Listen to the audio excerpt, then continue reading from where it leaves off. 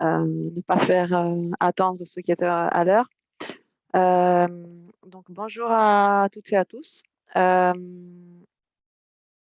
vais ce webinaire a été organisé pour introduire les concepts de la gestion des risques de catastrophe, était organisé par le pôle technique et gestion des risques et de catastrophe euh, du département expertise technique de la DROI.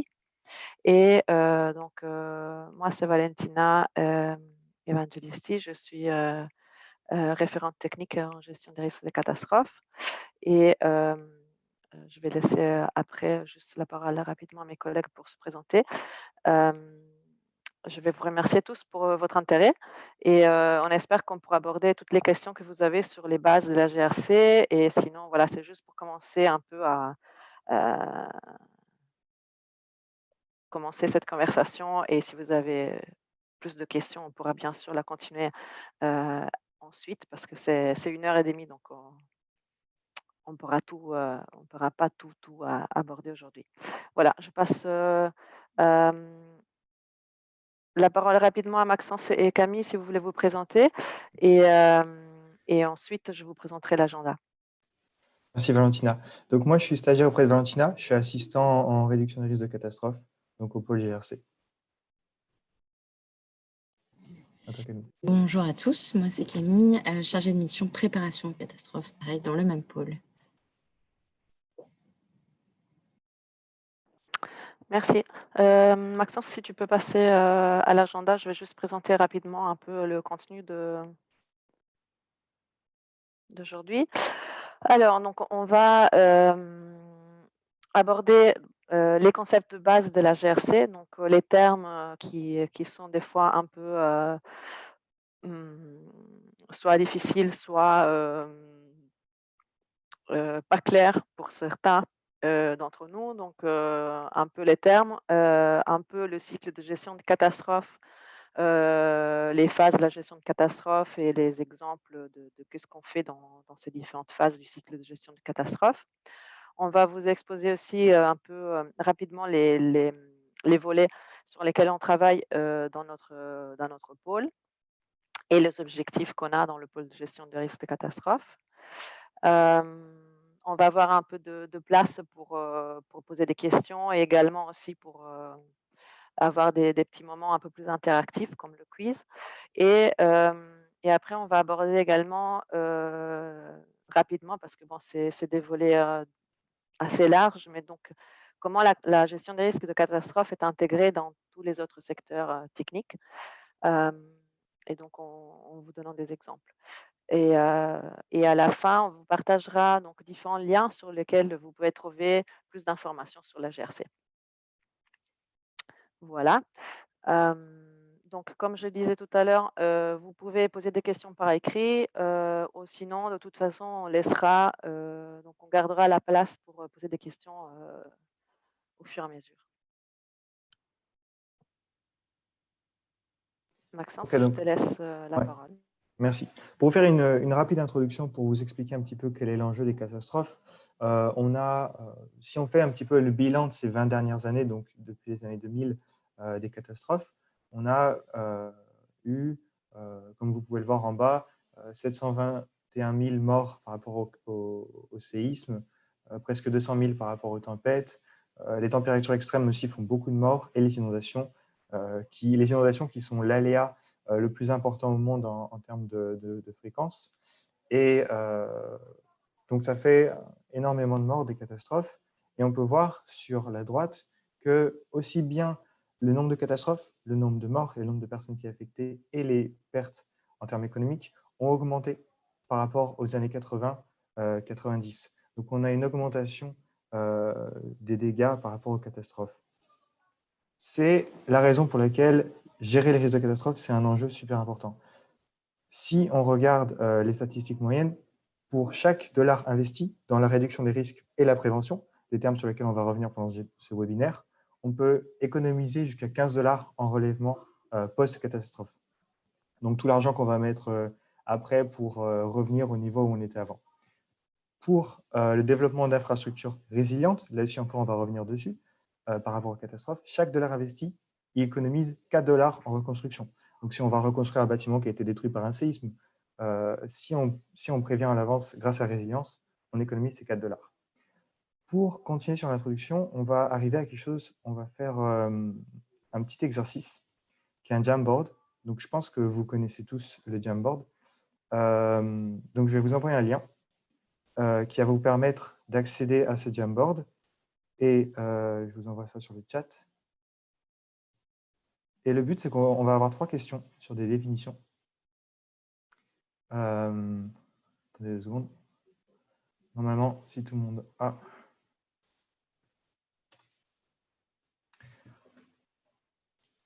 Hop, vous avez le lien dans le chat du Zoom.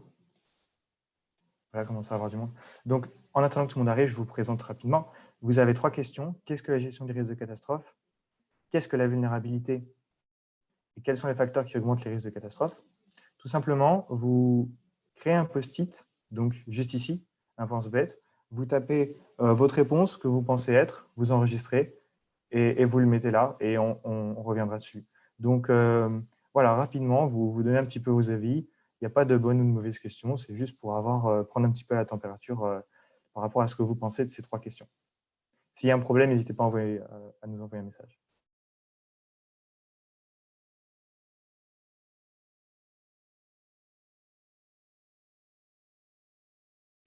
Pour ceux qui ne savent pas où est le chat, vous allez sur la petite barre où il y a muet, arrêter les vidéos, participants, questions-réponses, etc.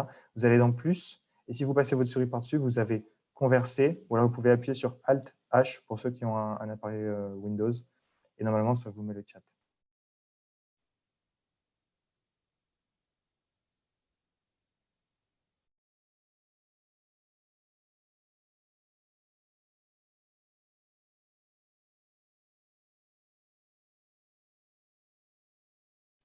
N'hésitez pas à rajouter les post-it, c'est anonyme, donc on ne vous verra pas si vous avez...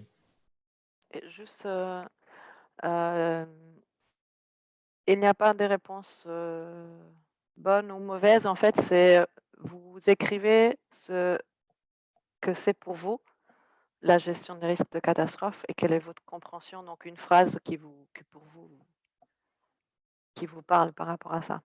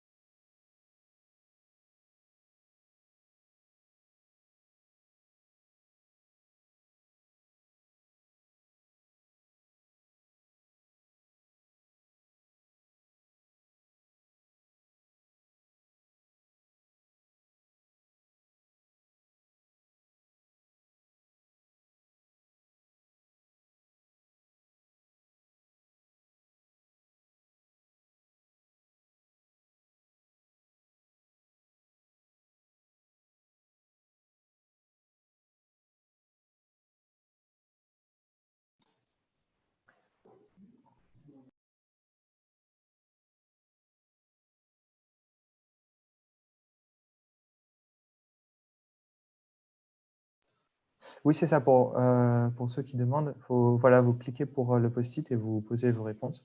Mais là, on commence à en avoir plusieurs, donc on va revenir dessus. Je les mets un petit peu je les range un petit peu pour qu'on les voit toutes.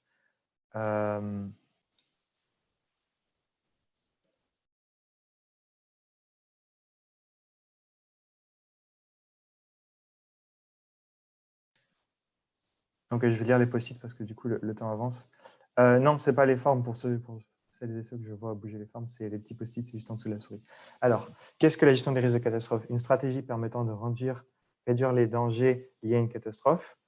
Alors, oui, pas que. Action de prévention, oui, c'est ça aussi. L'ensemble des actions pour anticiper, prévenir, réduire et répondre aux risques de catastrophe.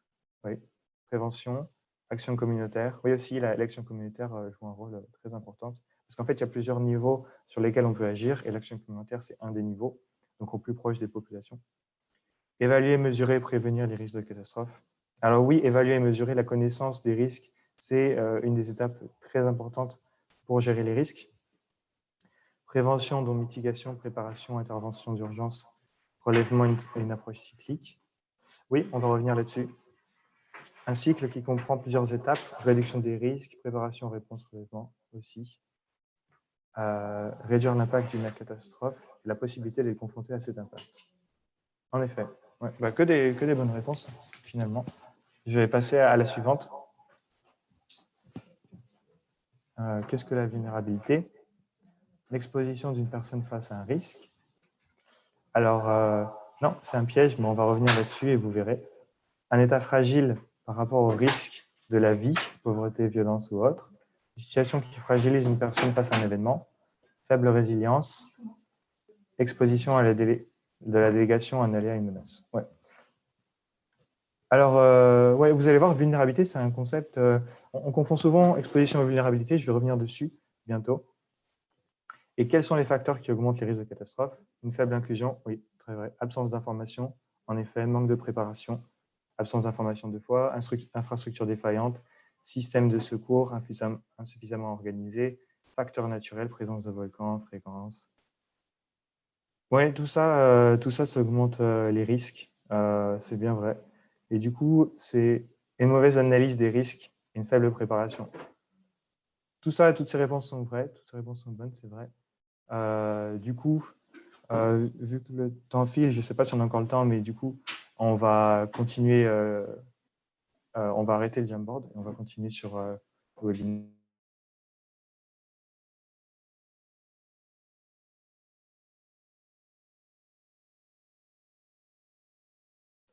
OK. Alors, donc, il faut savoir que généralement, on confond la catastrophe avec l'aléa. Or, la catastrophe, ce n'est pas que l'aléa. En fait, la catastrophe, ça va être la fonction de plusieurs éléments sur lesquels je vais revenir rapidement. Donc, l'aléa, l'exposition, la vulnérabilité et les capacités. Ces 4 mots que vous avez peut-être entendu parler, on va les définir, on va essayer de les comprendre. L'aléa, c'est seulement soit un processus, soit un phénomène qui peut être naturel ou alors associé à des facteurs anthropiques, c'est-à-dire qui sont issus de l'homme, des technologies, etc., et qui vont avoir des effets négatifs. Ça peut être faire des morts, des blessés, avoir des effets négatifs sur la santé, des dégâts matériels, des perturbations socio-économiques ou une dégradation de l'environnement. En fait, l'aléa, on va le catégoriser. Donc, pour les aléas naturels, on peut avoir les aléas qui sont climatologiques ou météorologiques, donc les inondations, les tempêtes, les glissements de terrain, les incendies, les températures extrêmes, les sécheresses. Tout ça, c'est par rapport au climat, à la météo. On va avoir des aléas qui sont géophysiques, donc les séismes et les tsunamis, qui sont originaires des séismes, les éruptions volcaniques ou les glissements de terrain. Il y a 2 types de glissements de terrain. Il y a les glissements de terrain qui sont secs, donc où c'est juste la terre qui s'affaisse. Glissements de terrain qu'on dit humides, où là, ça va être comme les coulées de boue ou tout ce qui est l'eau d'un incendie ou l'eau d'un tsunami ou d'une inondation qui va emporter la terre. Il y a aussi, toujours dans les aléas naturels, des aléas qui sont biologiques. Donc les épidémies, on connaît bien, ou alors les infestations d'insectes. Les infestations d'insectes, ce n'est pas 3 araignées dans votre grenier, c'est vraiment quand vous avez des marées de sauterelles ou de criquets pèlerins qui vont décimer des centaines d'hectares de culture. Et ça va avoir un impact énorme sur l'agriculture, sur tout un pays. C'est un phénomène qui se produit assez souvent en Afrique de l'Est, notamment en Éthiopie. Tout ça, c'était pour les aléas naturels. Il y a aussi des aléas donc, anthropiques. C'est tout ce qui est des accidents de transport, industriels, technologiques ou nucléaires. Là, par exemple, on a une image d'une marée noire. Ici, là, c'est aux abords du Sri Lanka, vous avez peut-être entendu parler. Ça, c'est un accident anthropique. C'est un aléa anthropique, pardon. Ou alors, vous vous rappelez sûrement tous de l'explosion du port de Beyrouth il y a quelques années, 1 an ou 2, je ne sais plus exactement. Ça, c'est un aléa anthropique. Le troisième type d'aléa qu'on va prendre de plus en plus en compte à la Croix-Rouge, ça va être le conflit, qu'on va essayer de gérer comme un aléa, comme une catastrophe. Et voilà, on va reprendre toutes ces sortes de méthodologies. Aussi, rapidement, il y a 2 types d'aléas par rapport à leur durée. On va avoir des aléas qui vont être soudains, c'est-à-dire ils vont se déclencher en quelques instants. Typiquement, ça peut être des inondations qui vont arriver d'un coup, ou alors un séisme, donc très rapide, c'est immédiat. Ou alors, plus complexe, on va avoir des aléas à déclenchement lent. Typiquement, c'est la sécheresse. La sécheresse, ce n'est pas juste un jour, il n'y a plus d'eau. Non, c'est quand, sur une très longue période, on a un stress hydrique, c'est-à-dire qu'il y a des précipitations qui sont très faibles. Et sur toute cette période, on va avoir très peu de pluie et ça va créer tout un ensemble d'impacts, de dégâts. Donc ça, c'est pour les aléas à déclenchement lent. Donc, comme je disais, on dit souvent une catastrophe naturelle. Or, en fait, cette expression, elle est fausse, parce que la catastrophe, elle n'est jamais naturelle. C'est l'aléa qui est naturel. Et la catastrophe, c'est aussi des décisions humaines. Et notamment, un point important, c'est l'exposition. Donc, l'exposition, c'est juste une situation géographique. Donc, c'est le fait qu'il y ait ce qu'on appelle un enjeu. Donc, un enjeu, ça peut être des personnes, des infrastructures, des logements, des capacités de production, tout autre actif, tout ce qui est important pour nous, pour les humains, qui va être dans une zone à risque. Donc, c'est juste cette situation géographique. Pour comprendre, je trouve que c'est assez simple de comprendre avec des images. Si vous regardez en haut à gauche, on voit ces maisons qui sont dans un bidonville au Bangladesh. Là, on comprend vite que ces maisons, elles sont exposées à un glissement de terrain. Si la terre s'affaisse, les maisons, elles vont être emportées. Donc, elles sont exposées à ce risque. Mais elles sont juste présentes là où il y a un risque d'affaissement. Okay. Pour la photo à droite, c'est un fleuve qui traverse une ville aux Philippines. Si la ville autour du fleuve, elle est exposée au risque d'inondation si le fleuve rentre en crue. Pour cette photo-là, en bas à gauche, on voit qu'il y a une maison qui est juste en face de mer, en bord de falaise. Et s'il y a un cyclone qui arrive du côté de la mer, eh ben, la maison sera exposée au risque, elle est juste devant, donc elle est exposée au risque de cyclone. Enfin, à droite en bas, c'est l'Etna en Sicile. On peut voir éruption volcanique. Si le volcan entre en éruption, ça fait comme à Goma, et ben, la ville est exposée à cet aléa. Ce qui est important, c'est qu'il ne faut pas comprendre exposition et vulnérabilité. L'exposition, c'est juste la situation géographique. C'est juste le fait d'être exposé au risque. La vulnérabilité, c'est la situation ou la caractéristique qui va influencer les dégâts.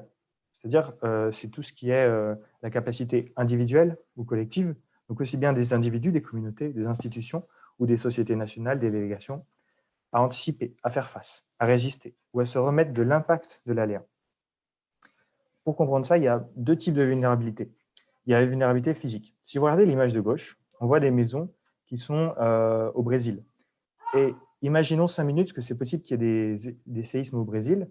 On imagine bien que ces maisons qui sont construites sur pilotis, s'il y a un séisme, elles sont vulnérables parce qu'elles vont s'effondrer à cause du séisme. Donc, elles sont vulnérables à ça. Si on revient en arrière et qu'on regarde cette maison, qui a l'air très design, très moderne, etc., on peut imaginer qu'elle a été faite par l'architecte d'une manière à être antisismique. Donc, c'est-à-dire, s'il y a un séisme, les fondations de la maison vont tenir. Et cette maison, contrairement aux autres sur pilotis, elle n'est pas vulnérable parce qu'elle va résister à l'impact et donc elle ne va pas se détruire. Bon, pour le verre, je ne sais pas, mais c'est pour l'exemple. Donc voilà, pour la vulnérabilité physique. Il y a aussi la vulnérabilité qu'on dit socio-économique. Alors, c'est un petit peu plus compliqué. En fait, je veux que vous imaginiez un paysan qui est un peu pauvre et qui a fait des récoltes, qui a planté des récoltes et qui va avoir une période de sécheresse. Et le paysan, il n'a pas les fonds nécessaires pour pouvoir, je ne sais pas, acheminer de l'eau ou alors changer ses plantations pour qu'elles soient résistantes au stress hydrique ou alors juste avoir de l'argent de côté pour pouvoir vivre ce mois. Donc, c'est ça la vulnérabilité socio-économique, c'est-à-dire que les personnes vont soit à cause des inégalités, donc ça a été mentionné pendant le Jamboard, soit à cause de la discrimination pour telle ou telle raison, elles vont avoir moins de chances, moins de capacité de faire face aux risques et donc les dégâts vont être plus importants. Donc, et pour revenir au dernier concept, c'est la capacité. Alors, la capacité, c'est un petit peu le miroir de la vulnérabilité, mais ce n'est pas son opposé. La capacité, c'est tout l'ensemble de forces, les moyens, les ressources qui sont soit du côté d'une communauté, soit d'un pays, d'un État, des institutions, soit même d'une société nationale, pour faire face aux risques. Donc, gérer, réduire les risques, se préparer, s'adapter, se relever, reconstruire. C'est tout ça. Et la capacité, ce n'est pas l'inverse de la vulnérabilité, parce qu'on peut avoir des personnes qui sont très vulnérables, mais qui ont beaucoup de capacités, parce qu'elles sont capables de se relever, parce qu'elles ont l'habitude, parce qu'elles sont résilientes. Résilience, c'est un concept sur lequel on va revenir plus tard. Et la base de la capacité, la chose la plus importante et sur laquelle on travaille beaucoup, c'est la connaissance des risques. À partir du moment où on a connaissance des risques, on va avoir plus de capacité parce qu'on va prendre des décisions qui sont informées des risques. On va faire en sorte que, OK, il y a peut-être, on est exposé aux inondations, on est vulnérable aux inondations, et ben on va réagir comme ça. Donc c'est pour ça que la sensibilisation, la connaissance des risques, mesurer les risques, tout ça, c'est d'une grande importance. Et parmi tous ces 4 concepts, autant l'aléa, on ne peut pas agir dessus. S'il y a un séisme qui se déclenche, ben, ce n'est pas de notre faute et on ne peut pas faire grand-chose, le séisme il arrivera. Mais sur les 3 autres facteurs, on peut agir. C'est-à-dire que les capacités, on peut augmenter les capacités des sociétés nationales, des communautés. On peut les sensibiliser, etc. Pour la vulnérabilité, on peut les réduire, donc en réduisant les inégalités ou toute une série d'actions sur lesquelles on va revenir plus tard dans le webinaire. Et l'exposition, c'est un petit peu plus difficile, mais l'exposition, c'est soit de ne pas s'exposer, bon, ça, du coup, c'est difficile, ou alors de s'exposer au risque, mais d'avoir connaissance des risques et de construire des maisons qui sont, par exemple, plus résilientes, etc. Et en parlant de résilience, on va en venir à ce sujet. Du coup, Valentina, je te laisse la parole. Merci beaucoup. Tu peux juste me passer la slide. Merci beaucoup, Maxence. Je pense que tu as été très, très clair. C'est sûr qu'il y aura des questions, mais on va les voir quand on aura terminé les concepts. Entre-temps, s'il y a vraiment des questions que vous avez peur d'oublier, n'hésitez pas à les écrire dans la boîte aux questions ou dans le chat. Donc, la résilience. La résilience, c'est... je ne sais pas si vous avez fait attention à la définition de capacité, mais elle est très, très similaire. Et en fait, c'est la capacité d'un système, d'une communauté ou d'une société ou même d'un individu à absorber, s'adapter et puis transformer en fait sa condition vis-à-vis d'un danger, d'une catastrophe, d'un choc, d'un stress. Donc il y a plusieurs dimensions en fait. Et surtout de ne pas revenir à son état précédent. Déjà ça c'est très bien, mais c'est vraiment la capacité de rebondir et d'arriver à améliorer aussi sa condition initiale. Et donc la résilience, en fait, ça, c'est un concept très difficile que pendant longtemps a créé pas mal de questions dans le secteur parce qu'on continue de s'interroger concrètement qu'est-ce que c'est, qu'est-ce que c'est. Si ça peut vous aider à mieux la visualiser, c'est comme un gros parapluie que recouvre tout ce qu'on fait en GRC, mais tout ce qu'on fait aussi dans d'autres secteurs, parce qu'elle ne touche pas exclusivement donc à la capacité de faire face, d'absorber et de rebondir suite à un choc physique, mais aussi à tous des aspects qui sont sociale, économique, physique. Et donc, la GRC, la gestion des risques de catastrophe, est une des manières auxquelles on peut contribuer à la résilience d'une communauté, à la résilience d'un système et même d'un pays. Et donc, en fait, dans le cadre de la résilience communautaire spécifiquement, je vous ai mis ce petit schéma qui est dans le guide de la fédération qui s'appelle Road to Resilience et donc qui explique un peu quelles sont toutes les composantes de la résilience. Donc, qu'est-ce que c'est une communauté résiliente? C'est une communauté qui est informée par rapport au risque, qui a accès à la formation, qui est saine et qui peut satisfaire ses besoins de base. Mais il y a aussi l'élément de cohésion sociale, pardon, j'invente des mots, pardonnez-moi,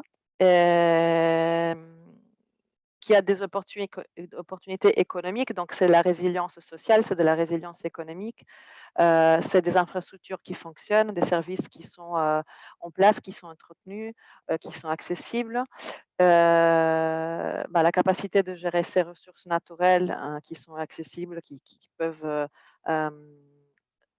subvenir à leurs besoins et aussi une communauté qui n'est pas isolée, qui est connectée aussi bien avec les institutions locales, avec d'autres communautés, avec d'autres personnes qui sont les premiers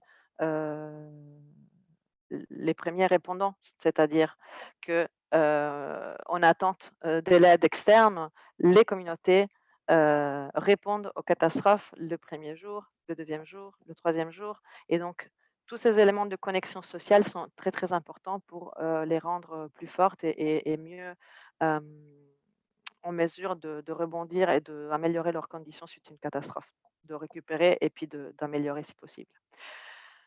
Donc, Max, si tu peux passer, s'il te plaît. Donc, dans tout ça, on vous a un peu exposé les concepts, de manière isolée, mais tout ça, se regroupe en fait dans un schéma, qui est, ce qu'on appelle la fonction du risque. Donc c'est, pour vous montrer que le risque effectivement donc, il est causé par plusieurs facteurs. Il y a un aléa qui existe, qui est là, qui n'est pas nécessairement dangereux s'il n'y a pas d'exposition, s'il n'y a pas de vulnérabilité. Par exemple, une avalanche qui est dans un milieu isolé, ben, n'aura pas de dégâts. Mais donc qui, en combinaison avec l'exposition à la vulnérabilité, peut causer ce risque de dégâts, d'être affecté en termes de vie humaine, en termes de pertes économiques des biens ou d'autres de conditions sociales, etc. Et ce risque augmente aussi d'autant plus que la vulnérabilité augmente. Et par contre, le risque diminue proportionnellement. euh, donc, il est inversement proportionnel aux capacités. Donc, plus de capacités, moins de risques, plus de vulnérabilité, plus de risques. Et donc, tout ça, on peut, disons que résume notre manière de travailler pour renforcer les capacités le plus possible et avoir un risque toujours mineur et gérable. Il y aura toujours un risque résiduel, on ne peut pas éliminer le risque, mais donc notre travail est justement sur toutes ces phases-là. D'un côté, le réduire et de l'autre côté, quand on ne peut plus le réduire, intervenir pour gérer le risque et donc répondre aussi aux catastrophes. Parce que voilà, ça existera malheureusement toujours, cet aspect-là de réponse aussi. Tu peux passer? Donc, tous ces éléments-là qu'on a vu dans les concepts et dans l'équation du risque, on les représente dans un schéma qu'on appelle le cycle de gestion des risques de catastrophe. On en a plusieurs, celui-ci est celui de la fédération, où on représente les différentes phases dans lesquelles on va travailler pour réduire les risques de catastrophe et gérer les risques de catastrophe. Il y a, donc, vous voyez une partie avant l'impact et une partie après l'impact. Donc, dans la phase précédente l'impact, on essaye de réduire les risques. Comme on a dit, donc, en renforçant les capacités, en atténuant via des travaux, via des activités dont on va vous parler plus en détail après. Euh, et aussi, avant l'impact de la catastrophe, on peut essayer de répondre de manière anticipée sur, grâce à des prévisions euh, basées sur l'impact futur de ces catastrophes. Par contre, dans la phase successive à l'impact, on aura la réponse humanitaire qui est basée sur l'évaluation des besoins et toutes les activités de réhabilitation, rétablissement, reconstruction, euh, en sachant que ces deux extrêmes se touchent. Donc, le rétablissement et la réduction des risques de catastrophe, en fait, sont continus, se touchent parce que quand on réduit le risque, on le fait avant, mais on le fait aussi après, une fois qu'on est en phase de réhabilitation, qu'on veut mieux construire le fameux Building Back Better et donc la construction de la résilience. Et la préparation est un continuum, c'est un continu dans tout ce chemin-là parce qu'on prépare les communautés aussi bien avant que dans la phase d'anticipation, que dans la réponse même. On pense que dans la réponse, on ne peut pas contribuer à une meilleure préparation, mais il y a des composantes de préparation aussi qu'on met en place dans une réponse humanitaire, peut-être pas dans la première semaine, mais en tout cas euh, dans la phase de rétablissement. Et juste pour vous montrer à titre d'exemple, il y a d'autres manières de représenter ce cycle de gestion des risques de catastrophe. On voit souvent des cercles, on voit des fois des spirales, on a bref une variété d'exemples. Il n'y a pas un exemple, il n'y a pas un schéma pour représenter la gestion des risques de catastrophe. Vous pouvez vous référer, si vous vous sentez plus à l'aise, à utiliser un cercle ou à la spirale, parce que bon, la spirale, pourquoi? Parce que ça ne se répète pas toujours égale elle-même, mais elle évolue. Donc, on construit de la capacité, on construit de la résilience, et donc c'est une spirale qui représente l'évolution. Bref, vous pouvez utiliser le schéma que vous voulez. Vous verrez plus souvent, nous on utilise celui qui est linéaire parce que c'est celui de la fédération qu'on a choisi un peu pour nos supports, mais les autres sont tout aussi bons et voilà. L'important, c'est de représenter toutes les différentes composantes de notre travail.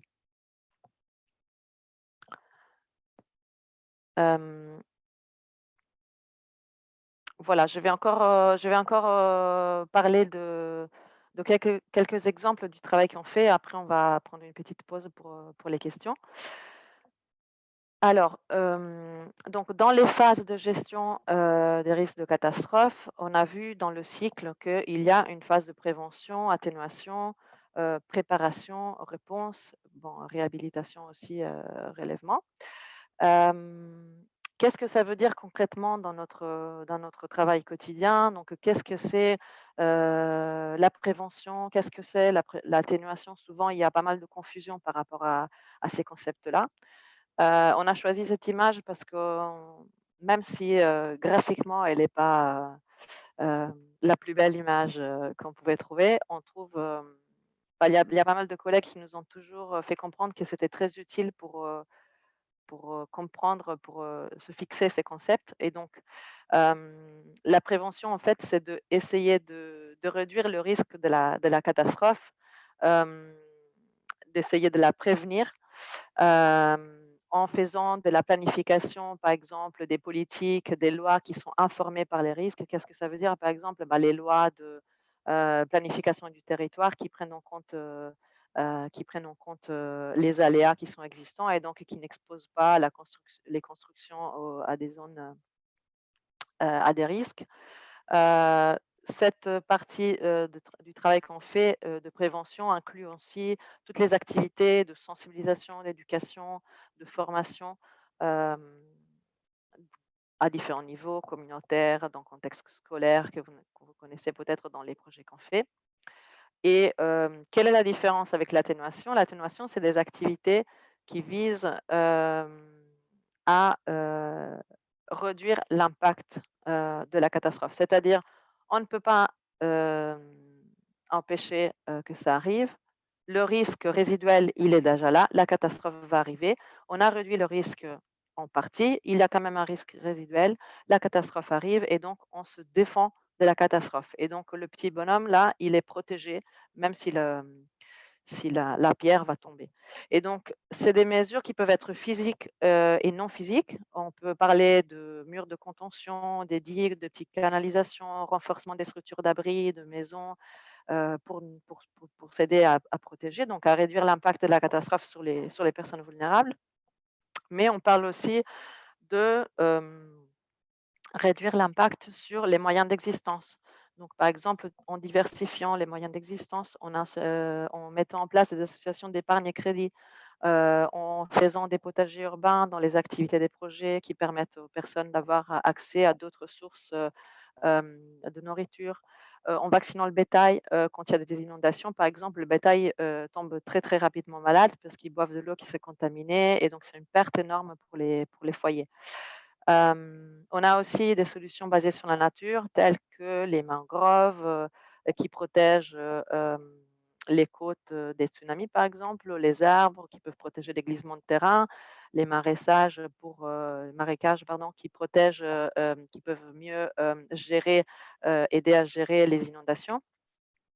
Donc, la combinaison de la prévention et de l'atténuation, en fait, se trouve dans la partie de prévention. Donc tout ce qu'on fait, avant la catastrophe et inclut la préparation. Dans le cadre de la préparation, on travaille à différents niveaux, communautaires, avec les institutions locales, pardon, et également avec les sociétés nationales et les délégations.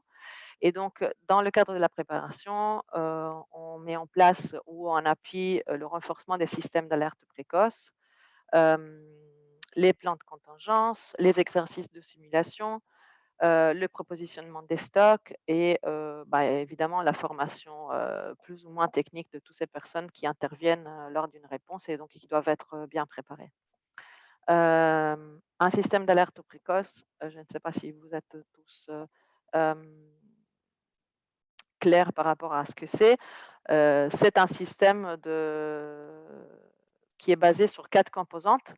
L Pouvoir avoir l'information concernant les risques et quand ils vont arriver, pouvoir, transmettre cette information-là pour, alerter, les personnes à différents niveaux. Donc ça peut être à l'échelle nationale ou communautaire également. Pouvoir avoir les moyens en place et pour donner l'alerte et puis pouvoir répondre. Donc c'est un système d'échange d'informations et d'alerte qui doit exister pour nous permettre de répondre. Et voilà, la réponse humanitaire, je pense que vous êtes déjà familier avec ces concepts-là, mais en tout cas, voilà, elle est basée sur l'analyse des besoins. Il y a des réponses multisectorielles qui sont mises en place dans lesquelles on peut intégrer la GRC.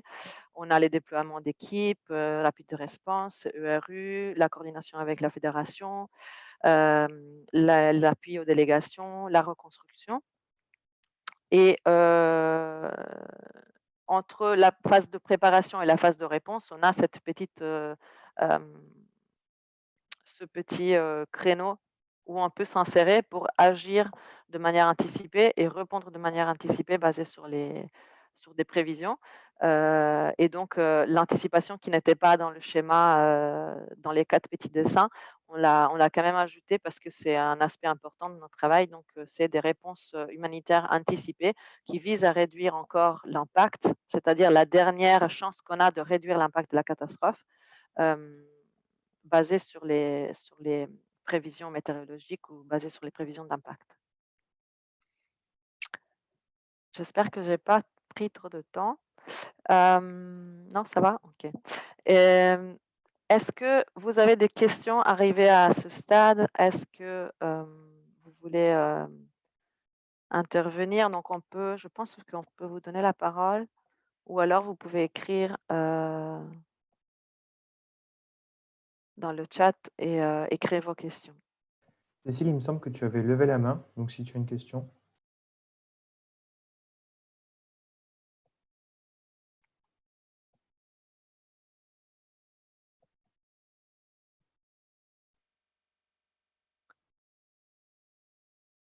Non, elle n'avait pas levé la main. pas de questions.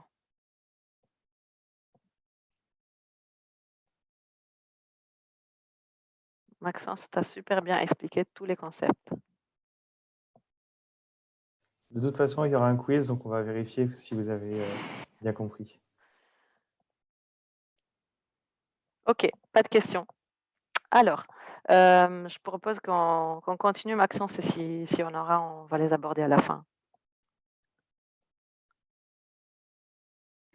Nous avons une question. Ah. De Camille Fauvet. Pourquoi l'anticipation n'est pas dans l'atténuation? Bonne question. En fait, l'anticipation, c'est de l'atténuation. C'est-à-dire que l'anticipation, les activités qu'on met en place dans la phase de réponse anticipée, c'est des activités d'atténuation. C'est-à-dire qu'elles ont le même but d'atténuer l'impact que les autres activités d'atténuation. Par contre, elles ont un caractère un peu plus immédiat. Par exemple, dans les activités d'atténuation, on a plutôt du long terme, c'est-à-dire qu'on a de la construction, on a la mise en place de moyens d'existence différenciés. Donc, c'est du travail qui est plutôt sur du moyen terme. Donc, on doit faire, merci beaucoup, cette slide, je la cherche effectivement. Donc, c'est du travail qu'on doit faire sur plusieurs mois et parfois sur des années pour pouvoir, une fois que la catastrophe est là, avoir en place tout ce qu'il faut pour réduire son impact. C'est-à-dire avoir des associations d'épargne à crédit ou avoir déjà les murs de contention qui sont faits, etc., etc. Par rapport à l'anticipation, les activités qu'on met en place dans la réponse anticipée, ça peut être en fait, le but de ces activités-là, c'est de réduire l'impact, mais ce n'est pas les mêmes activités. On aura par exemple, le classique, c'est de la distribution de cash ou des transferts d'argent.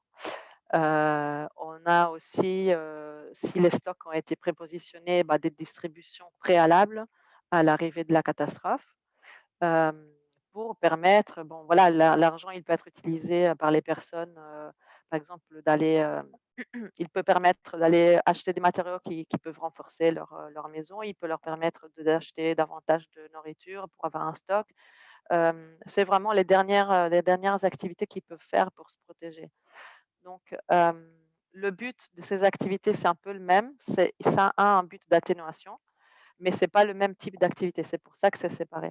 Et les activités dans la phase de réponse anticipée, c'est des activités qu'on déclenche à un moment précis quand les indicateurs déclencheurs qu'on a établis auparavant sont atteints. Par exemple, quand on a, je sais pas, je dis un exemple, une phase d'insécurité alimentaire suite à une sécheresse qui est très très avancée, on a établi un indicateur spécifique et donc à ce moment-là, on va déclencher une réponse anticipée. Alors que l'atténuation s'est fait tout au long du projet. On a également d'autres questions de la part de Gwendoline qui souhaiterait qu'on rappelle ce que signifie FBF et FBA. Oui, Je vais donc passer FBF, c'est les acronymes en anglais pour Focus Based Financing et Focus Based Actions. Et donc, en fait, c'est la même chose, c'est les actions basées sur des prévisions et les financements basés sur les prévisions. En fait, grâce au financement anticipé, on peut mettre en place les actions. Donc, les deux sont liés. Et c'est pour indiquer ce principe de ouverture des fonds et des financements basés sur des prévisions et non sur des analyses de besoins et mise en place d'activités basées sur les prévisions et non sur l'analyse des besoins. On peut aussi se tromper entre guillemets, c'est-à-dire qu'on peut avoir une marge d'erreur après dans une catastrophe d'analyse de besoins. Mais on estime que même s'il y a une marge d'erreur, on a une approche sans regret, entre guillemets, Et donc, même si après l'impact va être légèrement différent, on a quand même contribué à renforcer la résilience dans cette zone, de cette population. Et donc, c'est pas une intervention qui est perdue. On a encore 2 questions et puis après on va continuer. On a une question qui est: pouvez-vous rappeler les principes de l'alerte précoce? Et quelqu'un n'a pas bien compris le caractère transversal de la préparation. C'est 2 questions séparées. Alors, pardon, répète la première. Pardon, de rappeler les principes de l'alerte précoce, oui. Oui, donc l'alerte précoce, c'est donc un système d'alerte précoce. C'est un système d'échange d'informations qui permet de donner l'alerte. Et donc, l'alerte précoce, c'est l'information qu'on a qui nous permet d'alerter les populations par rapport à une catastrophe qui est en train de se vérifier.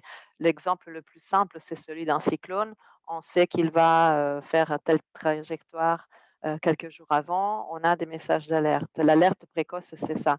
Mais on ne peut pas avoir d'alerte précoce si on n'a pas mis en place un système d'alerte précoce. Le système d'alerte précoce, ça implique d'avoir une prise de données, une récolte de données, d'informations, de risques, de le monitorer et de transmettre ces informations-là au bon moment pour pouvoir émettre une alerte.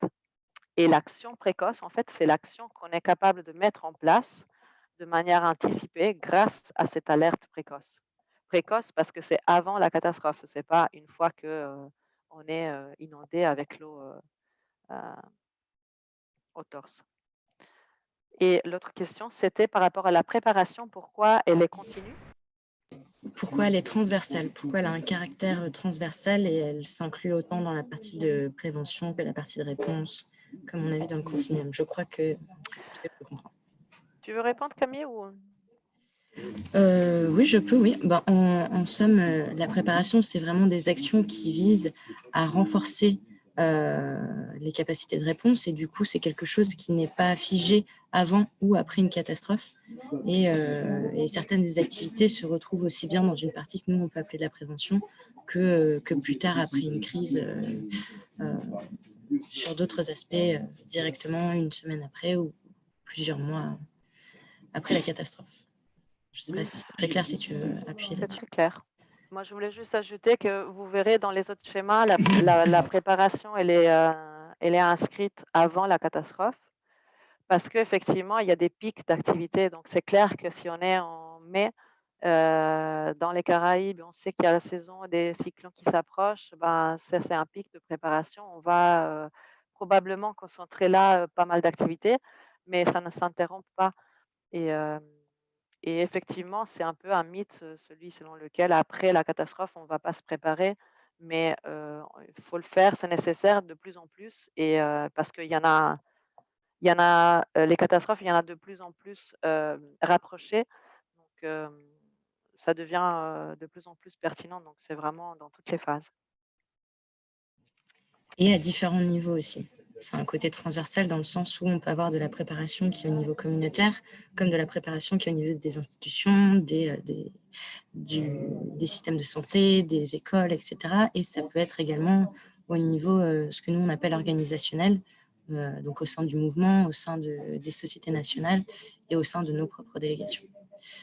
Il y a une autre question de Mamadou. Quelle stratégie de résilience est utilisée pour un système de santé afin qu'il soit capable de fournir plus de services?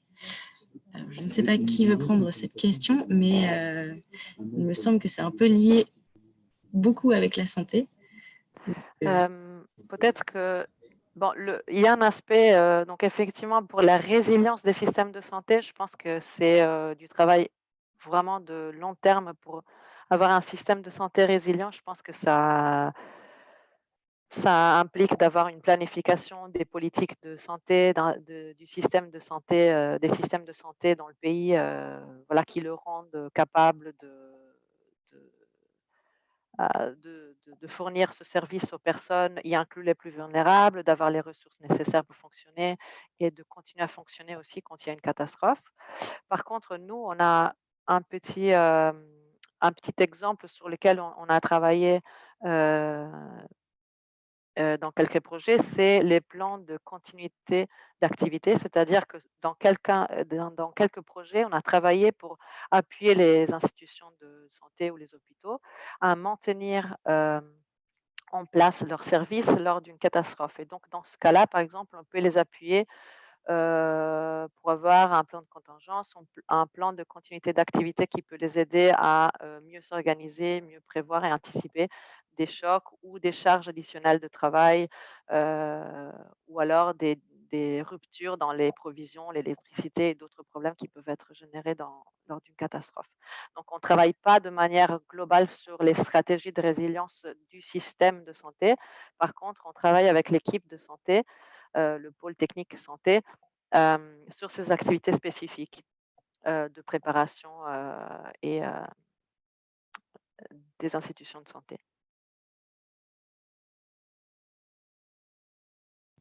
Et on a un dernier commentaire et après on va continuer de Alban, que je ne comprends pas tout à fait, c'est pas vraiment une question. Mais la mise en place du système d'alerte précoce est à mon avis basée sur la connaissance des risques qui affectent ou auxquels sont exposées les communautés, leur période de survenue et tout ce qui va pour mieux organiser une réponse spécifique. Oui, tout à fait. Il y a 4 composantes dans le système d'alerte précoce et le premier, c'est, d'être à même de récolter l'information, concernant, les risques.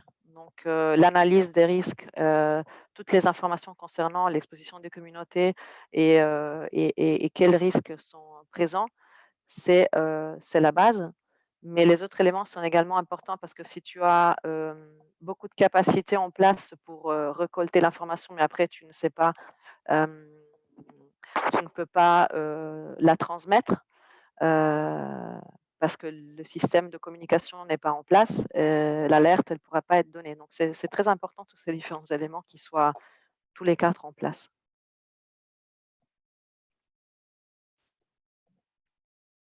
On continue peut-être? Peut-être, oui? Alors, donc dans tout ça, notre pôle, on voulait juste vous présenter rapidement un peu nos objectifs. Nous, on couvre toutes les phases de la gestion des risques des catastrophes de ce cycle qu'on vous a présenté. Par contre, on a organisé nos objectifs sur 2 volets, principaux. Hem, le premier, c'est de soutenir les populations et les institutions locales à réduire leur vulnérabilité et mieux se préparer aux catastrophes et aux crises. Donc dans ce volet-là, on travaille, aussi bien au niveau de communauté qu'au niveau des institutions publiques et donc on les accompagne dans, toutes les phases, du cycle de gestion de catastrophe. Heu, Parce qu'on estime que pour réduire leur vulnérabilité, et pour se préparer, pour être plus résilient, en fait, on contribue à toutes les phases. Donc ça peut, donc toutes les activités d'analyse de risque, d'analyse participative des capacités de vulnérabilité, de travail à base communautaire, les plans de gestion de catastrophes au niveau communautaire, les activités de préparation au niveau communautaire, hem, les formations des comités communautaires, tout ça, ça rentre sous ce volet-là. On travaille aussi, pardon et j'ai oublié aussi de mentionner la sensibilisation, l'éducation, aux risques de catastrophes au milieu scolaire, au milieu communautaire. Ça rentre là et on travaille également avec les institutions publiques, donc ça peut nous arriver d'accompagner des institutions, comme je mentionnais tout à l'heure, par exemple, des hôpitaux ou des institutions, départementales, ou communales, dans leur gestion des risques de catastrophe, donc dans l'analyse des risques, dans la mise en place des systèmes d'alerte précoce, dans la préparation, les plans de contingence et cetera. Et en essayant également de les influencer, et de les encourager à mettre en place ces mesures évidemment. Mais donc tout ce volet-là, concerne le niveau local, disons les acteurs, locaux et inclut les communautés. Et par contre, le deuxième objectif, c'est de renforcer la préparation des acteurs, du mouvement et de répondre aux crises, aux catastrophes par des approches innovantes d'anticipation et de bonne coordination. Et donc, sous ce volet-là, on a regroupé tout le travail de préparation aux catastrophes avec les sociétés nationales, l'appui aux délégations en soutien aux sociétés nationales dans la préparation et, hem, et la réponse humanitaire, ainsi que l'approche d'anticipation. Hem, donc voilà, c'est comme ça que vous allez voir, si vous regardez, nos documents, disons, stratégiques ou d'autres documents qu'on pourra partager avec vous. C'est comme ça qu'on a organisé nos activités. Hem, donc les deux objectifs touchent à plusieurs phases de la gestion des risques de catastrophe.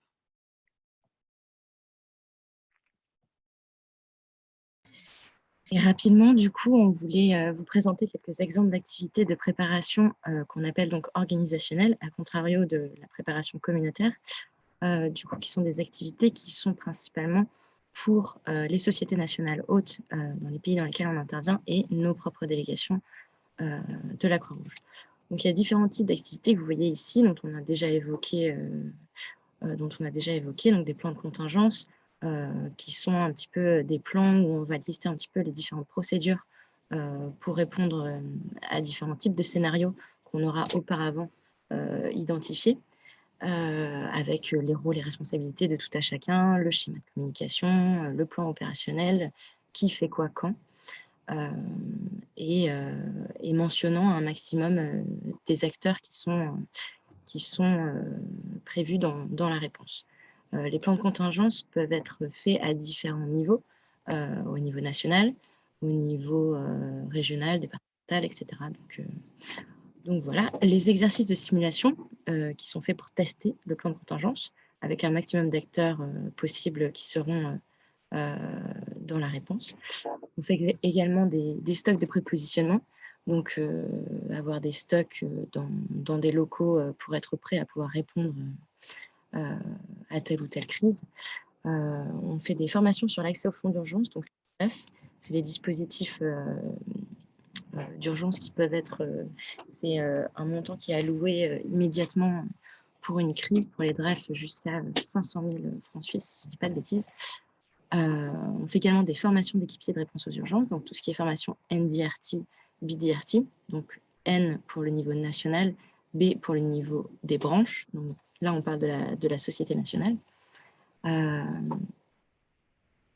Des formations sur la gestion de stock, donc notamment très en lien avec les activités de prépositionnement. Et enfin, petit nouveau sur la liste, le dispositif prêt, qui est lui spécifiquement dédié pour nos délégations CRF pour renforcer la préparation des terrains à répondre à une catastrophe. Donc, il se fait sous la forme d'un atelier de 5 demi-journées pour ensuite en sortir tout un document de préparation avec aussi une petite surprise au sein de l'atelier que je ne dévoile pas pour l'instant. Toutes les délégations devront y passer. Et voilà, il ne me semble avoir rien oublié. C'est juste des exemples, hein, ce n'est pas une liste, elle est non exhaustive.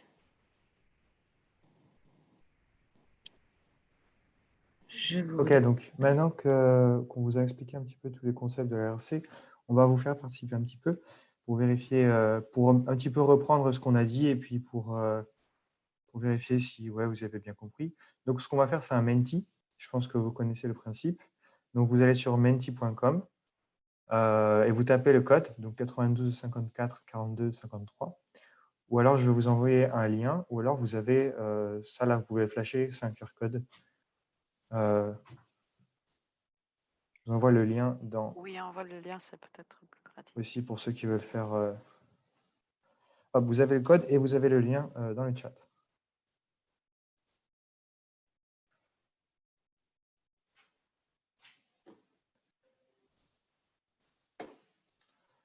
Hop, normalement, vous voyez mon écran.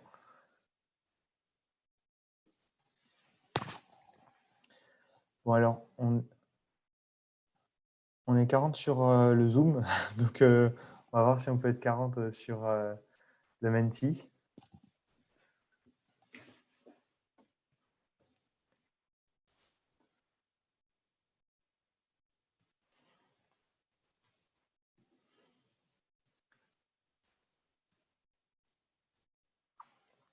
Alors, pour vous expliquer en attendant que tout le monde arrive, on va avoir 4 questions. Ou alors non, en attendant que tout le monde arrive, je vous laisse répondre à la réponse. Pourquoi ne faisons-nous pas de formation RDRT? Alors, je me permets de répondre à celle-là. Donc, RDRT, c'est au niveau régional, donc plusieurs pays. C'est l'ancien terme. Maintenant, on les appelle des Rapid Response. Et en gros, c'est des formations qui sont plus gérées par nos coéquipiers dans l'équipe qui s'occupent des ERU, des équipiers de réponse aux urgences. Et c'est vraiment quelque chose qui est géré en très forte collaboration avec la fédération, parce que c'est vraiment quelque chose de beaucoup plus global. Et c'est géré par la fédération. Et fait dans les pires également. Est-ce qu'on avait une autre question? Juste pour info, parce qu'on a eu beaucoup de questions par rapport à ça. L'enregistrement va être partagé à tout le monde après la présentation. Merci. Bon, alors, même si on n'est pas au complet, je vais lancer parce que du coup, le temps avance. Donc, 4 questions, vous répondez tout simplement. Et voilà. Vous avez un temps pour répondre à la question. Qu'est-ce qu'une catastrophe naturelle? Vous avez plusieurs choix, vous en choisissez un. Une catastrophe qui n'est pas un produit de l'activité humaine, une catastrophe qui n'a aucun impact sur les constructions humaines, un phénomène naturel comme un tsunami ou un ouragan, les catastrophes ne sont pas naturelles, ou la défaite de la France à l'euro. Vous pouvez choisir entre ces réponses.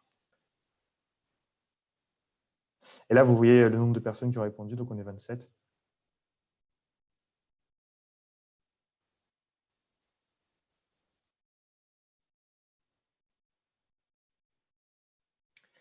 Ok, alors la bonne réponse était les catastrophes ne sont pas naturelles. Donc, comme je vous le disais, c'est juste l'aléa qui est naturel. Le reste, donc ce qu'on a dit, l'exposition, la vulnérabilité, tout ça, c'est le fruit de décisions humaines, des capacités aussi. Et donc, le seul élément naturel, c'est l'aléa. Donc, dire que les catastrophes sont naturelles, c'est comme si dire qu'en fait, ce n'était pas notre faute et qu'on ne pouvait pas agir. Or, c'est faux, on peut agir et c'est d'ailleurs le fruit de notre travail. Je suis déçu que personne n'ait mis la défaite de la France à l'euro. Je pense que c'est après le match d'hier. Bon. On passe à la question suivante, du coup. Juste un petit conseil, si, comme tout le monde, vous avez du mal à éviter de dire catastrophe naturelle, vous pouvez dire catastrophe d'origine naturelle. Et ça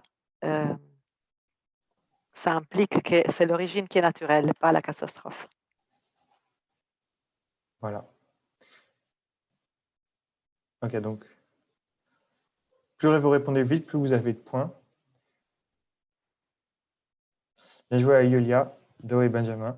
Je crois que Benjamin, il est dans notre équipe, donc tu triches un peu. Pardon. Ok, donc on continue sur la seconde question.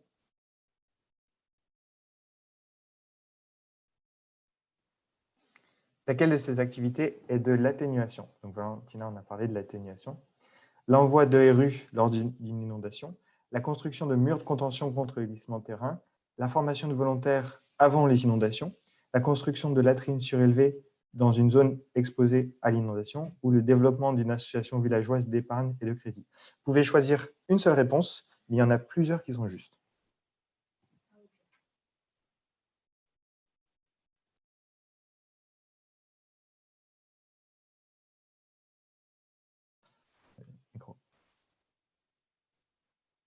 Ok, bien joué. La plupart des gens ont eu raison. Donc oui, c'est bien la construction de murs de contention qui va réduire l'impact. Les latrines aussi, parce que quand il y a une inondation, il y a un risque de maladies d'origine hydrique, donc des maladies qui sont transportées par l'eau. Quand il y a une inondation, il y a de l'eau partout. Donc la construction de latrines, ça permet d'éviter d'avoir des matières fécales qui sont transportées par l'eau. Surélevé. Surélevées, oui, pardon. Et l'association villageoise d'épargne de crédit, ça permet aussi aux gens d'avoir des épargnes, des assurances, donc pour pouvoir faire face au choc quand ils n'ont pas la capacité de le faire par des organismes privés. En fait, juste pour expliquer, donc les trois activités étaient correctes et celle de latrine, en fait, c'est pas la construction de latrine en tant que telle, que c'est une activité basée sur les besoins, mais en tout cas, pour atténuer l'impact des catastrophes sur les latrines même et aussi sur la santé publique, l'activité de mitigation, c'est de les surélever, donc de les protéger pour empêcher que l'eau soit contaminée. Bien joué à la personne qui a mis le nom du code. Du coup, elle restera anonyme, mais bien joué à elle et bien sûr Camille et Benjamin. Yulia qui est en 4e position. On passe à la 3e question.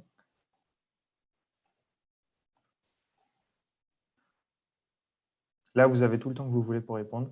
Quelle est la différence entre la vulnérabilité et l'exposition? Est-ce que exposition, c'est une plus forte probabilité de catastrophe? Est-ce que l'exposition, c'est une moins forte probabilité de catastrophe? Est-ce que l'exposition, c'est pour les bâtiments, les routes, les personnes et la vulnérabilité seulement pour l'économie? Ou est-ce que l'exposition, c'est la possibilité et la vulnérabilité, elle influence les dégâts? Vous avez du temps, là, vous avez encore une vingtaine de secondes, donc vous pouvez bien réfléchir à la différence entre les deux.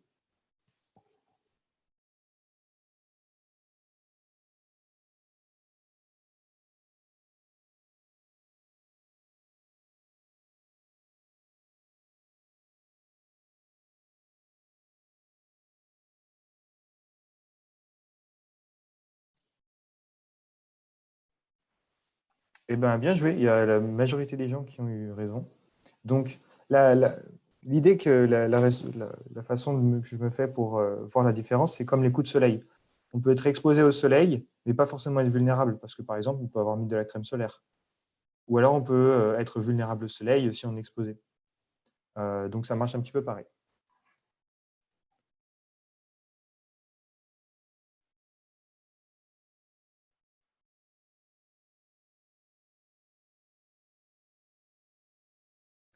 Yulia qui reprend la première position avec Violaine et Bou sur le podium. Bien joué à vous trois. On passe à la toute dernière question. Là, vous répondrez, ceux qui répondent plus rapidement la bonne réponse. Qu'est-ce qu'une action précoce? Est-ce que c'est la préparation pour intervenir dès que la catastrophe se produit? Est-ce que c'est une réponse rapide aux catastrophes? Ou est-ce que c'est l'action humanitaire anticipative à base d'indicateurs de déclenchement?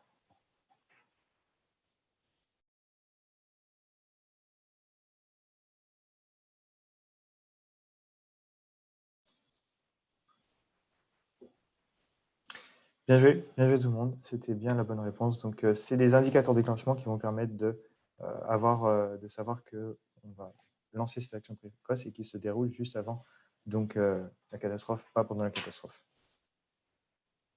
Et le leaderboard, les derniers.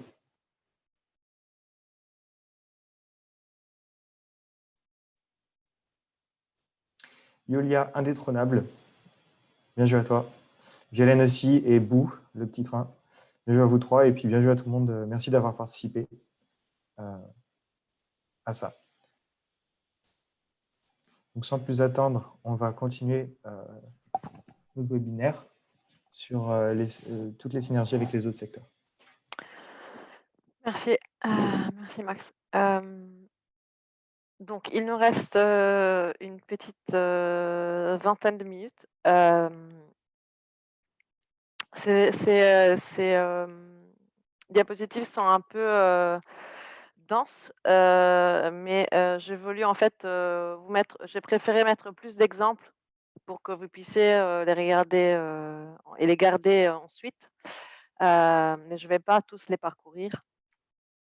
Donc ici, on voulait partager avec vous quelques exemples de comment la GRC, en fait, n'est pas un secteur, mais c'est une area technique qu'on peut et mettre en place dans différents secteurs d'intervention humanitaire. Et donc, j'ai mis quelques exemples, donc notamment dans la santé, où on a déjà commencé à travailler ensemble au sein de la Croix-Rouge française. On peut, par exemple, travailler ensemble sur la connaissance des risques sanitaires, les systèmes de surveillance épidémiologique qui peuvent être mis en lien avec les systèmes d'alerte précoce communautaires. On peut réduire les risques épidémiques et promouvoir l'hygiène avec les équipes WASH. Donc ça, c'est un point que j'ai mis aussi dans la liste des activités en lien avec la WASH parce que c'est un peu à cheval sur les deux. On peut accompagner les structures sanitaires à mieux se préparer pour faire face aux pics d'activité, mais aussi directement à l'impact des catastrophes. Euh, etc. Et aussi, on est en train de développer, ça c'est un autre exemple, l'approche d'anticipation, donc forecast-based financing, comme j'ai expliqué tout à l'heure, qui actuellement existe pour certains aléas. Certains aléas est en train d'être exploré aussi pour l'aléa épidémie actuellement, et donc on travaille sur cet aspect-là également. En termes de lien avec la sécurité alimentaire, les moyens d'existence, il y en a aussi beaucoup. Parce que, comme vous pouvez vous douter, un des impacts des catastrophes, c'est effectivement sur les moyens d'existence, sur les cultures, sur le travail des personnes. Même pendant la pandémie de Covid, on a vu comment le travail a été vraiment impacté, le secteur du travail a été vraiment impacté. Donc, les, les moyens d'existence ont un lien très étroit avec la gestion des risques de catastrophe. Donc, qu'est-ce qu'on peut faire en lien avec ces secteurs-là? On peut, donc, comme je disais, dans les mesures d'atténuation, on peut réduire l'impact potentiel des catastrophes sur euh, la sécurité alimentaire et les moyens d'existence des populations vulnérables. On peut intégrer l'analyse des impacts des aléas, on peut intégrer dans l'analyse d'impact l'impact sur la sécurité alimentaire et sur les moyens d'existence, ce n'est pas toujours inclus. On promue des pratiques agroécologiques agro-résilientes, la fameuse Climate Smart Agriculture, donc des graines qui peuvent être plus résilientes, résistance à les sécheresses ou alors aux inondations, donc qui peuvent aider à atténuer l'impact des catastrophes. La diversification des moyens d'existence, on l'a mentionné également. On peut appuyer les groupes et leur organisation, donc tous les groupes de aide mutuelle, réseau de filets, sécurité sociale, les AVEC, les clubs de mer. Les AVEC, c'est l'association villageoise d'épargne et crédit, les clubs de mer, etc. Tous ces groupes-là qui créent un réseau pour faire face, pour atténuer l'impact de la catastrophe aussi. Ça peut faire partie d'un programme de GRC. On doit prendre en compte la sécurité alimentaire et les moyens d'existence et l'impact des catastrophes sur ces deux éléments-là dans la préparation, dans les plans de contingence, parce que ça, c'est aussi après dans l'analyse des besoins on va aller voir. Et l'approche d'anticipation qui intègre et bien évidemment les crises alimentaires qui sont la conséquence aussi des crises climatiques et principalement de la sécheresse, mais pas que. Ces listes ne sont pas exhaustives, c'est juste pour vous donner quelques exemples. On a fait aussi des fiches techniques avec les autres pôles techniques, donc il y a plus d'informations dans les fiches techniques qui sont à disposition. Tu peux passer, s'il te plaît? Donc, dans la protection, le genre et l'inclusion, on a séparé un peu parce qu'il y a des éléments qui sont plutôt communs et d'autres qui sont spécifiques à l'un ou à l'autre. En tout cas, ça me paraissait important de mettre en évidence la partie protection particulièrement. Mais en gros, toutes les activités, déjà la protection, le genre et l'inclusion sont transversales également, un peu comme la GRC, donc peuvent aller s'intégrer à tous les autres secteurs. Mais qu'est-ce que ça veut dire concrètement dans la GRC? Ça veut dire sensibiliser, sur protection, genre et inclusion au niveau des institutions, des communautés, des délégations dans tous les aspects de notre travail. Faciliter la participation des différents sexes, de personnes en situation de handicap dans les activités GRC. Qu'est-ce que ça veut dire? Ça veut dire dans les comités de gestion de risque de catastrophe, dans les comités de réponse également. C'est pas parce que on a des personnes qui sont plus vulnérables, qui ne peuvent pas apporter une capacité spécifique aussi, une vue spécifique dans la réponse. Donc, c'est une valeur ajoutée de les inclure. Faire des partenariats avec des organisations spécialisées sur les questions de protection genre et inclusion, notamment les organisations de femmes ou les réseaux de soutien traditionnels qui peuvent mieux être intégrés dans les projets et la gestion des risques de catastrophe et en lien avec les institutions qui s'occupent de ça, qui normalement souvent les excluent. En termes de protection spécifiquement, c'est important de donc inclure les risques de protection. Donc, je rappelle, concernant la privation, les abus et la coercition, dans les analyses de risque. Donc, on peut les inclure aussi, on doit les inclure. Intégrer les principes de protection dans la préparation pour atténuer et répondre aussi aux risques de protection qui sont identifiés. Il ne faut pas oublier que quand il y a une catastrophe, il y a un déplacement la plupart des fois. Et donc, avec le déplacement, on sait que les risques de protection augmentent extrêmement. Euh, voilà, donc tout ça, ça doit rentrer dans notre travail aussi. Je ne vais pas tout vous lire parce qu'on est un peu serré avec le temps. Pour le genre et l'inclusion en particulier, insister sur l'inclusivité des systèmes d'information, que l'information soit accessible, que les systèmes d'évacuation soient accessibles, appropriés. Qu'est-ce que ça veut dire? Que les supports doivent être adaptés, les supports dans différentes langues de signes, sous différents moyens, audio, visio, pour permettre à tout le monde d'avoir cette information sur les risques qui est la base en fait de la réduction des risques et aussi de la préparation, que les voies d'évacuation soient accessibles pour tout le monde, etc. Et la suivante. Et donc, dans les autres secteurs comme les abris, j'ai aussi ajouté les zones urbaines. Oui, je vais accélérer, comme ça on peut garder 5 minutes pour les ressources clés. Donc, remettre à jour les pratiques de construction et former les constructeurs aux techniques et matériaux sûrs. Par exemple, mieux construire pour mieux faire être résistant, pour que les structures soient plus résistantes aux cyclones, aux catastrophes ou tremblements de terre. Ça fait partie aussi du travail GRC. Le renforcement des structures existantes, des toits, la civilisation des pentes. Tout ça, c'est des activités qu'on peut très bien intégrer dans la GRC, enfin, ou alors intégrer de la GRC dans les projets qui se focalisent sur les zones urbaines, sur les abris. Dans l'eau et l'assainissement, donc j'ai repris la même activité sur l'hygiène pour réduire les risques des maladies liées à l'eau et les chocs et stress hydriques aigus, donc en collaboration avec les équipes de santé. Mais on peut aussi construire on doit aussi construire des infrastructures qui sont plus résistantes aux risques. Par exemple, les inondations, on a mentionné tout à l'heure l'exemple des latrines surélevées qui donc peuvent être mieux préservées et ne pas être contaminées en cas d'inondation.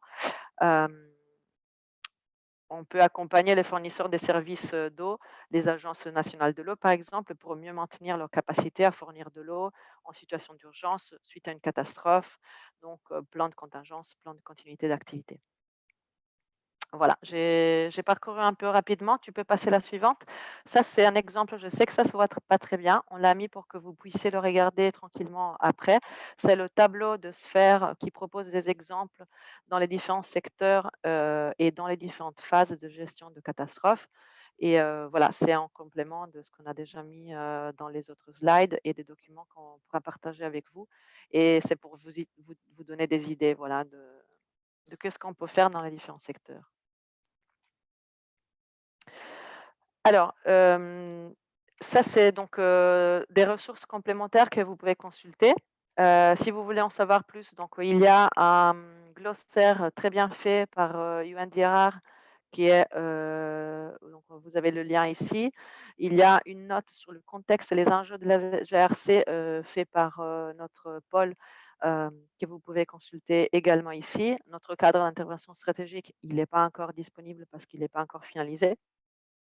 Mais déjà, le contexte et les enjeux, je pense que ça peut être utile.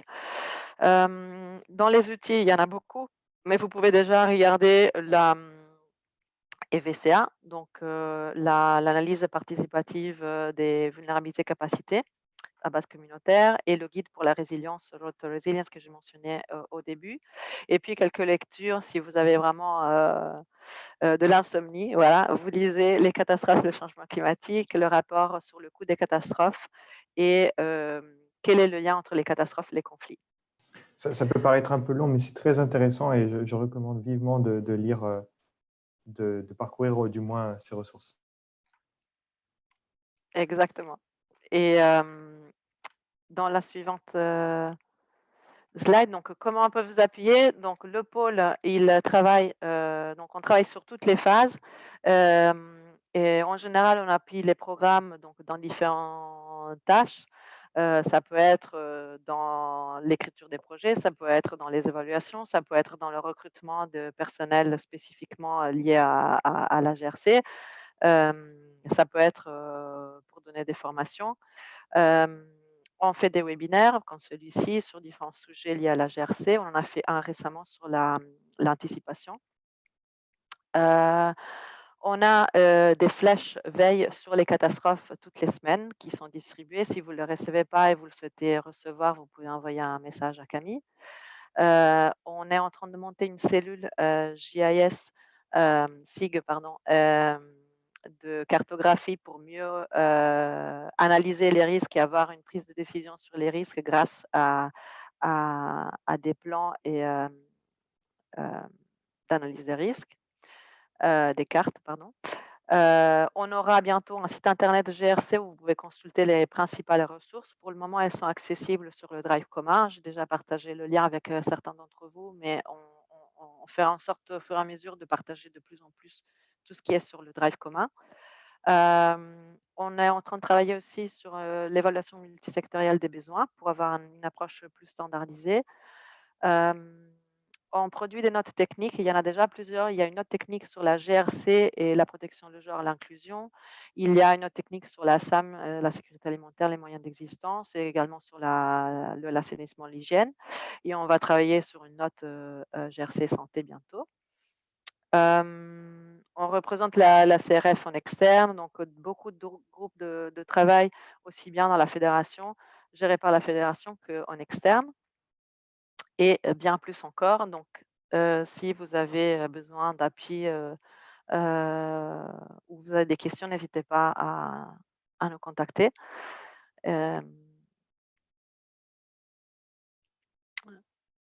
Est-ce qu'on a quelques minutes à la fin encore pour quelques questions? Nous avons 3 minutes. J'ai envie de dire, le timing est on point. Est-ce qu'il y a encore des questions? Est-ce qu'il y a des éléments? Alban a la main levée. Je ne sais pas s'il a une question. On peut lui permettre de parler. On fait ça.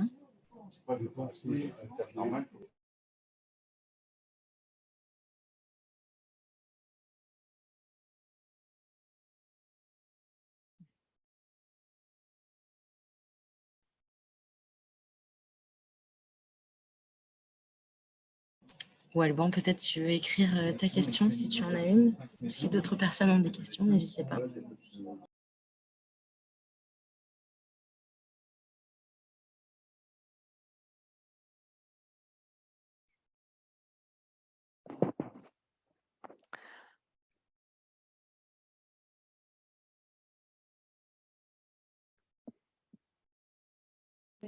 Pas de questions de la part de Alban. Juste un merci pour l'initiative. Eh bien, de rien, de la part de tout le pôle. On a une question par contre de Adolphe. Existe-t-il une zone pilote pour la GRC? On va commencer par ça. Il y a 4 questions dans la question. Alors, existe-t-il une zone pilote pour la GRC? On peut y répondre à ça. Nous, dans le pôle, on intervient vraiment un petit peu partout. On a la zone océan Indien, la zone des Caraïbes, le Moyen-Orient et l'Afrique, maintenant tout récemment l'Afrique centrale, également l'Afrique de l'Ouest, lac Tchad. Donc, zone pilote. On a plutôt quelques pays. On a plutôt quelques pays où on a des pilotes sur certains éléments spécifiques, mais on n'a pas un pays pilote pour toute la GRC. Par exemple, le Niger, c'est un pays où on a piloté pour la première fois l'approche d'anticipation sur l'aléa sécheresse. Ou alors, en Mozambique, on vient de lancer un programme où il y a une approche de atténuation qui est basée sur les approches, sur les solutions basées sur la nature. Donc plutôt les solutions d'atténuation naturelle plutôt que scientifiques ou artificielles. Donc on a plutôt des pilotes dans les projets même avec des concepts un peu nouveaux qu'on lance dans certains pays plutôt qu'un pays pilote pour toute la GRC.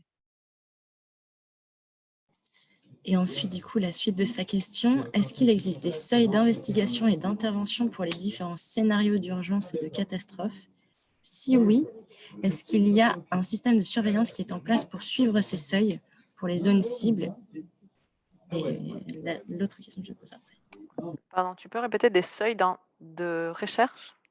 Des seuils d'investigation et d'intervention. J'imagine des indicateurs que nous, on appellerait ça des indicateurs de déclenchement. Si c'est ça que je comprends. Je ne suis pas sûre de comprendre seuil d'investigation. En tout cas, on a des seuils qu'on utilise dans le cadre des les seuils déclencheurs qu'on utilise, qu'on a mentionné dans la présentation, c'est les seuils qu'on utilise dans l'action d'anticipation. Donc, comment on fait pour pouvoir intervenir en amont d'une catastrophe? On doit construire un modèle de, de prévision sur la base d'analyse de risque, sur la base d'analyse du contexte, sur la base d'analyse de capacités existantes. On va développer un modèle et ce modèle va nous dire quels sont les scénarios probables et on va établir aussi des indicateurs qu'on appelle indicateurs déclencheurs. Et quand ces indicateurs déclencheurs sont atteints, ça peut être le nombre, soit je sais pas, les centimètres cubes de pluie qui sont tombés, ça peut être le nombre de personnes qui sont déplacées suite à une sécheresse, ou ça peut être le nombre de personnes qui sont en insécurité alimentaire. Bref, les indicateurs sont établis sur la base du contexte spécifique de la zone. Et donc, quand les indicateurs déclencheurs sont atteints, l'action est déclenchée. Donc, il n'y a pas de prise de décision qui se passe au moment même, mais c'est une procédure standard, c'est-à-dire c'est un protocole qui est déjà établi, qui est déjà accordé, qui est déjà validé. Donc, une fois que les déclencheurs sont atteints, on déclenche la réponse. Et c'est comme ça qu'on peut intervenir euh, en amont. Et ces indicateurs-là, ils sont vraiment développés avec beaucoup, beaucoup de travail en amont parce qu'il faut vraiment essayer d'être les plus précis possibles. Je ne sais pas si j'ai répondu à la question parce que Je pense que oui, il y avait une confirmation, il parlait bien d'indicateurs. Donc oui. Et sa dernière question, c'est quel est le mode scénario d'intervention prévu en matière de santé en cas de catastrophe? Le mode d'intervention en cas de catastrophe. Donc ça dépendra, j'imagine, de la catastrophe. Et on n'a pas encore développé des modes d'intervention spécifiques. Donc je ne sais pas répondre à cette question-là, mais pour l'instant, ce qu'on essaye de faire avec le pôle santé, c'est de commencer à joindre nos forces pour développer des activités en commun dans toutes les phases de la GRC. Donc, de travailler avec les systèmes de santé, le secteur de la santé dans la prévention, de travailler dans la préparation et aussi dans la réponse. Mais spécifiquement dans la réponse, je ne sais pas quel est leur mode de réponse en cas de catastrophe. Effectivement, c'est très, très large comme question. Intervenir, on peut te donner la parole. Je vois que tu as écrit que c'est très large, mais si tu veux dire un mot, on peut te débloquer le micro. Merci beaucoup. En fait, je m'excuse pour avoir peut-être posé beaucoup de questions à la dernière minute. Parce que, en fait, quand j'ai travaillé sur un projet de mécanisme de réponse rapide aux urgences en République centrafricaine. Et là, ce qu'on avait en termes, bon, là, c'était focalisé beaucoup plus santé. Et là, on avait, donc, il y avait un système de détection des urgences qui était mis en place avec notamment la surveillance épidémiologique à base communautaire, la surveillance épidémiologique au niveau du système de santé, mais aussi on avait des points qu'on considérait comme des unités satellites pour nous remonter des alertes, des informations, par exemple, en rapport avec le déplacement des populations, en rapport avec des chocs humanitaires, ainsi de suite. Et par rapport à ça, on avait défini un certain nombre d'essais. Par exemple, on se disait, l'essai pour pouvoir investiguer, c'est lorsqu'on est averti du déplacement de plus de 2500 habitants. Et l'essai d'intervention, c'est lorsqu'on arrivait à confirmer et après qu'on arrivait à trianguler avec les capacités de réponse locale, absence d'autres acteurs, ainsi de suite. Donc, du coup, ça nous permettait d'avoir une idée sur quand est-ce qu'on peut envoyer une équipe pour aller investiguer une alerte et quand est-ce qu'une alerte, à son retour, les informations peuvent être traitées et nous amener à décider de déclencher une intervention. Et à ce qui concerne les modes d'intervention, les modes d'intervention, il y avait 3 types. Il y avait soit appui aux formations sanitaires existantes, c'est-à-dire, ça c'est en rapport avec la santé, ou soit si c'était impossible d'appuyer les formations sanitaires existantes, on pouvait faire soit des structures temporaires pour commencer les interventions, ou alors on procédait par des activités de cliniques mobiles. Donc, du coup, j'étais en train, en fait, pour moi, je me disais que peut-être dans les domaines, peut-être santé, il y a des scénarios comme ça qui sont prédéfinis au départ. Bien sûr, peut-être que ça soit peut-être pour chaque pays ou bien chaque région, qu'on essaie un peu de définir des gens, voilà, en cas d'une urgence, comment on va intervenir pour ce qui est de la santé. Est-ce que c'est par rapport à une stratégie clinique mobile? Est-ce qu'on va appuyer aux formations sanitaires qui existent? Est-ce qu'on va se construire des structures temporaires et existantes et des structures temporaires? Et en fonction des pour et des contre pour tel ou tel autre scénario, on décide, mais que ça soit déjà peut-être connu à l'avance et qu'on puisse aussi avoir des ressources en termes de RH, des équipements nécessaires pour répondre en se basant sur tel ou tel autre scénario qui aura été choisi. Merci beaucoup. Merci. Je vais rapidement passer la parole à Jerry qui voulait intervenir et après on va conclure parce qu'on est déjà en retard de presque 10 minutes. Donc j'imagine que vous avez d'autres réunions après et les gens vont commencer à partir. Bon, j'ai Oui. juste, bonjour à tous. C'était juste, excusez-moi, j'ai mon masque. Voilà, j'allais juste faire une petite précision. En fait, il n'y a pas de mode d'intervention type en santé. Tout dépend des catastrophes ou des événements. Quand, par exemple, il y a les épidémies, là, il y a un paquet qui est bien défini à mettre en place. Tout à l'heure, il a parlé de la surveillance à base communautaire, mais le plus important, ce sont des stratégies. Il doit parler en termes de stratégie. En cas de catastrophe, quelle que soit la catastrophe ou l'événement, il est important déjà de commencer à assurer la continuité des services de santé, que les populations aient accès, les sinistrés ont accès à des soins de santé à temps réel. Ça, c'est une première stratégie. Et aussi à chercher à prévenir. Je donne l'exemple en cas d'inondation. Il faut, là, c'est pas que la santé, ça devient multisectoriel, parce qu'avec le WASH, à chercher les maladies qui peuvent provoquer des diarrhées, tout. Donc, il y a une partie prévention et une partie sensibilisation.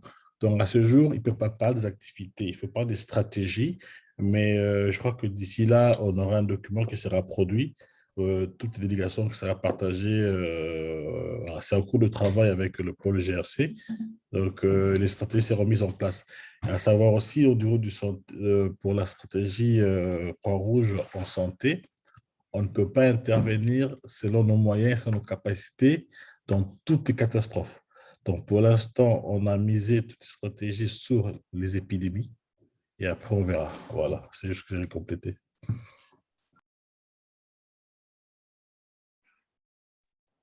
Merci, merci Géry pour ta précision. On n'a plus trop le temps.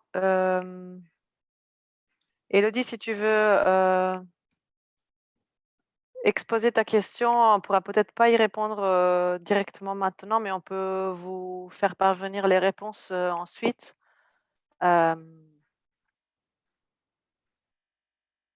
En tout cas, on l'a bien enregistré et on va te répondre après parce que malheureusement, on a déjà dépassé de 10 minutes, donc on va conclure.